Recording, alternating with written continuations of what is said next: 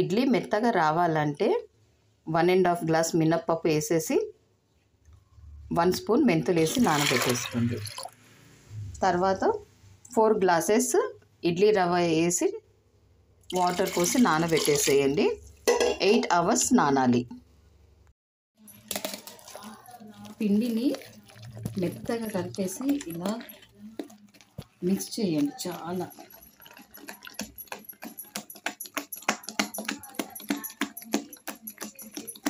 అప్పుడు ఇడ్లీలు చాలా మెత్తగా వస్తాయి, ఫ్లఫీగా వస్తాయి.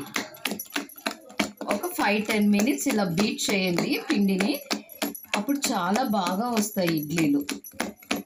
మీరు ఒక్కసారి ఈ విధంగా ట్రై చేసి చూడండి. చాలా బాగా ఉంటాయి, టేస్టీగా ఉంటాయి.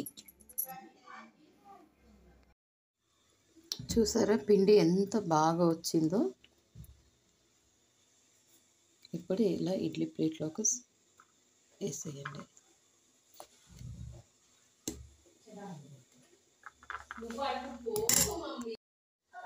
ఇలా వేసేసి